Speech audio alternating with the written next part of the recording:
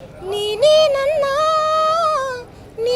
ನನ್ನ ತುಂಬ ತುಂಬ ಪ್ರೀತಿ ಮಾಡೋದು ಇಲ್ಲ ತಾಯಿ ಸೀತಾಮಾಯಿ, ನೀನೇ ನನ್ನ ಪ್ರೀತಿ ಮಾಡೋದು. ಪ್ರೀತಿ ಮಾಡಿ ಅಡಿಗೆ ಮಾಡಿ ತಿನಿಸೋನೆಲ್ಲ ಇಲ್ಲೂ ಇಲ್ಲ. நான் போன பின்னும் நீ வாழ வேண்டும் எந்த மூச்சே உனக்குள்ள உண்டு. வானங்கும் வண்ணம் பூவல்ல வாசம் நான் போன உலகில் தெய்வங்கள் உண்டு. நீ என் பெருமை நில்லை ಹಾಡುವೈಗ ಜೀವನಗಾಗ ಲಲಲಲಲಲಲಲ. ಹೂವು ಮುಳ್ಳು ಜೋಡಿಯಾಗಿ ಬಾಳೋದೇಕೆ ಹೇಳು. ನಿನ್ನ ಎಲ್ಲೂ ಕಾಣದೆ ಹೋಗಿ ನನ್ನ ಜೀವ ಕೂಗಿ ಕೂಗಿ ಏಕಾಂಗಿಯಾಗಿ ನಾನು ನೊಂದು ಹೋದೆ. ಹೀಗೇಕೆ ದೂರ ಮಾಡಿದೆ ಓ ಇನಿಯ. ಮರಳುಗಾಡಿರಲಿ ಭೂಮಿಗೆ ಸೂರ್ಯನಿಳಿದು ಬರಲಿ. ಪ್ರೀತಿಸೋ ಜೀವಗಳು ಬಾಡಲಾಡದಂತ ಹೂವುಗಳು. ನಮಸ್ಕಾರ ವೀಕ್ಷಕರೇ, ಸಂಯುಕ್ತ ಕರ್ನಾಟಕ ಡಿಜಿಟಲ್ಗೆ ಸ್ವಾಗತ. ನಾನು ನೇತ್ರ. ನಾವು ನೀವೆಲ್ಲರೂ ನೋಡ್ತಾನೆ ಇರ್ತೀವಿ, ಬೆಳಗ್ಗೆ ಹರಿದ್ರೆ ಸೋಷಿಯಲ್ ಮೀಡಿಯಾದಲ್ಲಿ ಒಂದಲ್ಲ ಒಂದು ರೀತಿಯ ಅಂಥದಂಥ ವೈರಲ್ ವಿಡಿಯೋಗಳನ್ನು ನೋಡ್ತಲೇ ಇರ್ತೀವಿ. ಬಟ್ ವೈರಲ್ ಆಗಬೇಕು ಅಂತ ಹೇಳಿ ಸಾಕಷ್ಟು ಜನ ಏನೆಲ್ಲ ಹರಸಾಹಸ ಮಾಡ್ತಾ ಇರ್ತಾರೆ. ಅವರ ಆ ಒಂದು ಹುಚ್ಚಾಟಕ್ಕೆ ವೈರಲ್ ಆಗ್ತೀವಿ ಅಂತ ಹೇಳಿ ಬಹಳಷ್ಟು ಖುಷಿಯನ್ನು ಪಡ್ತಾ ಇರ್ತಾರೆ. ಬಟ್ ಈ ವೈರಲ್ ಆಗೋದ್ರ ಹಿನ್ನೆಲೆ ಅವರ ಉದ್ದೇಶ ಏನಾಗಿರಬಹುದು, ಹಾಗೆ ಅವರ ಒಂದು ಸಮಾಜಕ್ಕೆ ನೀಡುವಂತಹ ಆ ಒಂದು ಸಂದೇಶ ಏನಾಗಿರ್ಬೋದು ಅನ್ನೋ ಒಂದು ಪರಿಜ್ಞಾನ ಇಲ್ಲದೆ ಸೋಷಿಯಲ್ ಮೀಡಿಯಾದಲ್ಲಿ ಏನೆಲ್ಲ ಹುಚ್ಚಾಟಗಳನ್ನ ಮಾಡ್ತಾ ಇರ್ತಾರೆ. ಅದರಿಂದ ಅವರು ವೈರಲ್ ಸಹ ಆಗಿರ್ತಾರೆ. ಬಹಳಷ್ಟು ಜನರ ಒಂದು ಕಣ್ಣಿಗೂ ಸಹ ಆ ಒಂದು ವಿಡಿಯೋಗಳು ಬಿದ್ದಿರುತ್ತೆ. ಬಟ್ ಒಂದು ಒಳ್ಳೆಯ ಪ್ರತಿಭೆ, ಹಾಗೆ ಅವರು ಒಂದು ಈ ವ್ಯಕ್ತಿ ಬರೀ ಕೇವಲ ತಮ್ಮ ಒಂದು ಕಂಠದಿಂದನೇ ಸಾಕಷ್ಟು ಜನರ ಮನಸ್ಸನ್ನು ಗೆದ್ದಿದ್ದಾರೆ. ಅದೇ ರೀತಿಯಾಗಿ ಅವರು ಒಂದು ಆ ಕಂಠ ಕೇಳಿದ್ರೆ ಥೇಟ್ ಎಸ್ ಜಾನಕಿಯವರ ಒಂದು ಕಂಠವನ್ನೇ ಕೇಳಿದ ಹಾಗೆ ಅನಿಸುತ್ತೆ. ಹೌದು, ಎಸ್ ಜಾನಕಿ ಅವರನ್ನು ನಾವು ಕಳೆದುಕೊಂಡ್ವಿ. ಬಟ್ ಆದರೆ ಅವರು ದೇಹದಿಂದ ನಮ್ಮನ್ನು ಅಗಲಿರಬಹುದು, ಆದರೆ ಅವರು ಹಾಡುಗಳಾಗಿರ್ಬೋದು, ಅವರ ನೆನಪಾಗಿರ್ಬೋದು ಸದಾ ನಮ್ಮ ಜೊತೆ ಇದ್ದೇ ಇರುತ್ತೆ. ಸೊ ಈ ಒಂದು ರತ್ನವನ್ನು ಕಳೆದುಕೊಂಡು ಒಂದು ದಿನ ಮುಗಿದು ಹೋಯಿತು. ಅದೇ ರೀತಿಯಾಗಿ ಎಸ್ ಜಾನಕಿಯವರ ಕಂಠವನ್ನು ಅವರು ಹೋಗ್ತಾ ಹೋಗ್ತಾ ಈ ಒಂದು ವ್ಯಕ್ತಿಗೆ ಕೊಟ್ಟು ಹೋದ್ರೇನೋ ಅನ್ನೋ ಒಂದು ಭಾವನೆಯನ್ನು ಬಿಟ್ಟು ಹೋದರು. ಯಾರೀ ಬಾಲಕ, ಯಾರೀ ಹುಡುಗ ಅಂತ ಹೇಳಿ ನೋಡಿದ್ರೆ ಇವರ ಹೆಸರು ದೇವರಾಜ್ ಎಚ್ ಅಂತ ಹೇಳಿ. ಇವರು ಬಳ್ಳಾರಿ ಜಿಲ್ಲೆಯ ಶಿರಗುಪ್ಪಿ ತಾಲೂಕು ಉತ್ತನೂರು ಗ್ರಾಮದವರು.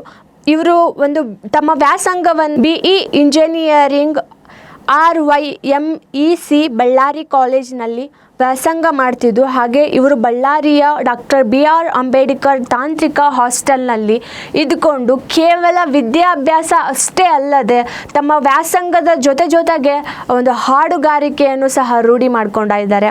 ಇವರು ಆ ಒಂದು ಕಂಠವನ್ನು ಕೇಳಿದ್ರೆ ಎಸ್ ಜಾನಕಿಯವರೇ, ಜಾನಕಮ್ಮನವರೇ ಹಾಡು ಹೇಳ್ತಾ ಇದ್ದಾರೇನೋ, ಅವರು ಮತ್ತೆ ಆ ಹಾಡನ್ನು ಮತ್ತೊಂದು ಸರ ನಮ್ಮ ಮುಂದೆ ಪ್ರಸ್ತುತ ಪಡಿಸ್ತಾ ಇದ್ದಾರೇನೋ ಅನ್ನೋ ಒಂದು ಭಾವನೆ ನಮ್ಮೆಲ್ಲರಿಗೂ ಬಂದ್ಬಿಡುತ್ತೆ. ಅಷ್ಟು ಮುದ್ದಾಗಿ, ಅಷ್ಟು ಚೆನ್ನಾಗಿ ಅವರನ್ನೇ ಹೋಲುವಂತಹ ಆ ಕಂಠವನ್ನು ಧರಿಸಿ ಅವರ ಹಾಡು ಹೇಳ್ತಾ ಇರ್ತಾರೆ. ಯಾವುದೇ ಫೀಮೇಲ್ ವರ್ಷನ್ ಆಗಿರ್ಬೋದು, ಮೇಲ್ ವರ್ಷನ್ ಆಗಿರ್ಬೋದು, ಯಾವುದ್ರಲ್ಲಿನೂ ಇವರು ಕಡಿಮೆ ಅಂತಲೇ ಹೇಳೋಕ್ಕಾಗಲ್ಲ. ಯಾಕಂದರೆ ಅಷ್ಟು ನೀಟಾಗಿ, ಅಷ್ಟು ಚೆನ್ನಾಗಿ ತಮ್ಮ ಹಾಡನ್ನು ಹಾಡ್ತಾರೆ. ಸೊ ಸದ್ಯಕ್ಕೆ ಇವರ ಒಂದು ಖ್ಯಾತಿ ಸಾಮಾಜಿಕ ಜಾಲತಾಣದಲ್ಲಿ ತುಂಬಾ ವೈರಲ್ ಆಗ್ತಾ ಇದೆ.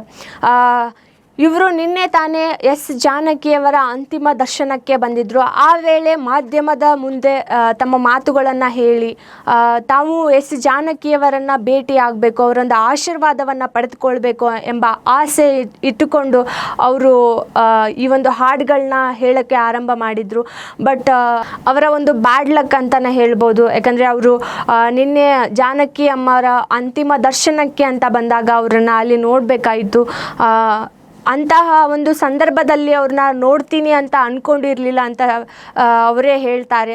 ಅದಾದ ನಂತರ ಅವರು ಎಸ್ ಜಾನಕಿಯವರ ಒಂದು ಅಂತಿಮ ದರ್ಶನಕ್ಕೆ ಹೋದಾಗ ಅವರಿಗೆ ಒಂದು ಕೊನೆಯದಾಗಿ ಒಂದು ಹಾಡನ್ನು ಹೇಳೋಕ್ಕೆ ಇಷ್ಟಪಡ್ತೀನಿ ಅಂತ ಹೇಳಿ ಒಂದು ಹಾಡನ್ನು ಪ್ರಸ್ತುತಪಡಿಸಿರ್ತಾರೆ.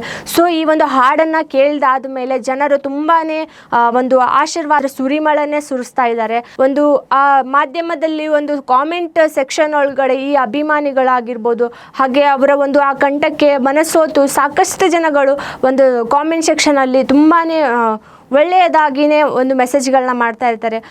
ನೀವು ಎಲ್ಲರೂ ನೋಡಿರ್ತೀವಿ. ಯಾಕಂದರೆ ಯಾವುದೋ ಒಂದು ವಿಡಿಯೋ ಹಾಕಿದರೆ ಆಗಿರ್ಬೋದು, ಯಾರೋ ಒಂದು ಸೋಷಿಯಲ್ ಮೀಡಿಯಾ ಇನ್ಫ್ಲುಯೆನ್ಸರ್ ಏನೋ ಒಂದು ವಿಡಿಯೋನ ಮಾಡಿದರೆ ಅದರಲ್ಲಿ ನೆಗೆಟಿವ್ ಕಾಮೆಂಟ್ಸ್ ಇರ್ತವೆ, ಪಾಸಿಟಿವ್ ಕಾಮೆಂಟ್ಸ್ ಇರ್ತವೆ. ಬಟ್ ನಾವು ನಿನ್ನೆ ನೋಡಿರೋ ಹಾಗೆ ಆ ಒಂದು ವ್ಯಕ್ತಿಗೆ, ಈ ದೇವರಾಜ್ ಅವರಿಗೆ ಕೇವಲ ಬರೀ ಒಳ್ಳೆಯದಾಗಿನೇ ಮೆಸೇಜ್ನ ಹಾಕ್ತಾ ಇದ್ದಾರೆ. ಅಂದರೆ ಬಹಳಷ್ಟು ಒಂದು ಕಾಮೆಂಟ್ಸ್ಗಳನ್ನು ಹಾಕ್ತಾ ಇದ್ದಾರೆ. ಒಳ್ಳೆಯದಾಗಲಿ, ಚೆನ್ನಾಗಿ ಹಾಡ್ತೀರಾ, ಸೂಪರ್ವೈಸ್ ಬ್ರೋ, ನಿಮ್ಮ ಕಂಠವನ್ನು ಕೇಳ್ತಾ ಇದ್ದರೆ ನಾವು ಎಸ್ ಜಾನಕಿಯವರನ್ನು ಕಳೆದುಕೊಂಡ್ವಿ ಅನ್ನೋ ಒಂದು ಭಾವನೆಯೇ ಇಲ್ಲ. ಯಾಕಂದರೆ ಅವರು ಸೀನಿಯರ್ ಜಾನಕಮ್ಮನ ಕಳ್ಕೊಂಡ್ರೆ ಏನಂತೆ, ಜೂನಿಯರ್ ಜಾನಕಮ್ಮ ನಮ್ಮ ಮುಂದೆ ಇದ್ದಾರೆ, ನಿಮ್ಗೆ ಒಳ್ಳೇದಾಗಲಿ ಅಂತ ಹೇಳಿ ಸಾಕಷ್ಟು ಜನ ಕಾಮೆಂಟ್ ಸೆಕ್ಷನಲ್ಲಿ ತಮ್ಮ ಒಂದು ಮಾತುಗಳನ್ನ ಹೇಳ್ತಾ ಇದ್ದಾರೆ. ಅದೇ ರೀತಿಯಾಗಿ ಬಡವರ ಮಕ್ಕಳು ಬೆಳಿಬೇಕು ಅಂತ ಹೇಳ್ತಾ ಇದ್ದಾರೆ.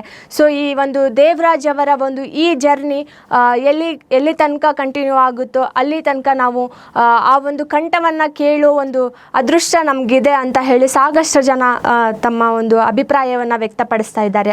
ಅದೇ ರೀತಿಯಾಗಿ ಈಗ ಈ ದೇವರಾಜ್ ಅವರು ಸಹ ತಮ್ಮ ಒಂದು ಸೋಷಿಯಲ್ ಮೀಡಿಯಾದಲ್ಲಿ ಸ್ವಂತ ಕಂಠದಿಂದ, ಅಂದರೆ ತಮ್ಮದೇ ಆದಂತಹ ಕಂಠದಿಂದ ಜನರನ್ನು ಮೆಚ್ಚಿಸೋದಷ್ಟೇ ಅಲ್ಲದೆ ಸಾಕಷ್ಟು ಜನರ ಒಂದು ಫಾಲೋಯಿಂಗ್ಸ್ನ ಗಳಿಸಿದ್ದಾರೆ.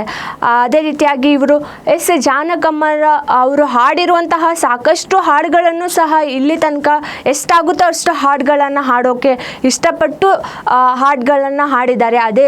ಅದೇ ಹಾಡುಗಳ ಮೂಲಕನೇ ಸಾಕಷ್ಟು ಅಭಿಮಾನಿಗಳನ್ನು ಸಹ ಗಳಿಸಿದ್ದಾರೆ. ಸೊ ಇವರ ಒಂದು ಪ್ರತಿಭೆ ಇನ್ನೂ ಹೆಚ್ಚಿನ ಮಟ್ಟಿಗೆ ಬೆಳಿಬೇಕು. ಅದೇ ರೀತಿಯಾಗಿ ಈ ಒಂದು ಕಂಠಕ್ಕೆ ಒಂದು ತಕ್ಕನಾದಂತಹ ಒಂದು ಪ್ಲ್ಯಾಟ್ಫಾರ್ಮ್ ಸಿಗಲೇಬೇಕು. ಹಾಗೆ ಈ ಎಸ್ ಜಾನಕಿ ಅವರ ಒಂದು ನೇತೃತ್ವದಲ್ಲಿ ಒಂದು ಪ್ರತಿಭೆಗೆ ಏನಾದರೂ ಒಂದು ಕೊಡುಗೆ ಸಿಗಲೇಬೇಕು ಅಂತ ಹೇಳಿ ಹಾಡನ್ನು ಕೇಳಿ ಅಭಿಮಾನಿಗಳಾಗಿ ಮನಸೋತು ಜನಗಳು ಈ ಒಂದು ಕಾಮೆಂಟ್ನಲ್ಲಿ ಈ ರೀತಿಯಾದಂತಹ ಮೆಸೇಜ್ಗಳನ್ನು ಹಾಕ್ತಾ ಇದ್ದಾರೆ, ಕಾಮೆಂಟ್ ಮಾಡ್ತಾ ಇದ್ದಾರೆ.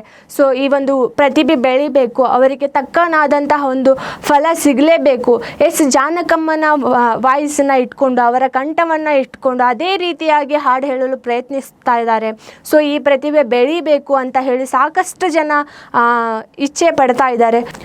ನಿಜವಾದ ಜಾನಕಮ್ಮ ನಿಮ್ಮೆಲ್ಲರನ್ನ ಬಿಟ್ಟು ಹೋಗಿರಬಹುದು, ಆದರೆ ಈ ಜೂನಿಯರ್ ಜಾನಕಮ್ಮ ಇನ್ನೂ ಇದ್ದಾರೆ. ಸೊ ಇವರ ಒಂದು ಕಂಠದ ಮೂಲಕ ನಾವು ಜಾನಕಮ್ಮನವರ ಹಾಡನ್ನು ಇನ್ನೂ ಬಹಳ ದಿನಗಳ ತನಕ ಇವರ ಹಾಡುಗಳನ್ನ ಕೇಳ್ತಾನೆ ಇರಬಹುದು. ಸೊ ಸದ್ಯಕ್ಕೆ ಈ ಒಂದು ವ್ಯಕ್ತಿ ಸೋಷಿಯಲ್ ಮೀಡಿಯಾದಲ್ಲಿ ತಮ್ಮ ಹಾಡಿನ ಮೂಲಕ, ತಮ್ಮ ಕಂಠದ ಮೂಲಕ ಎಸ್ ಜಾನಕಿಯವರನ್ನು ಮತ್ತೆ ನೆನಪಿಸ್ತಾನೆ ಇರ್ತಾರೆ. ಸೊ ಸದ್ಯಕ್ಕೆ ಇವರು ಹಾಡುಗಳಾಗಿರ್ಬೋದು, ಇವರ ಒಂದು ಕಂಠ ತುಂಬಾ ವೈರಲ್ ಆಗ್ತಾ ಇದೆ.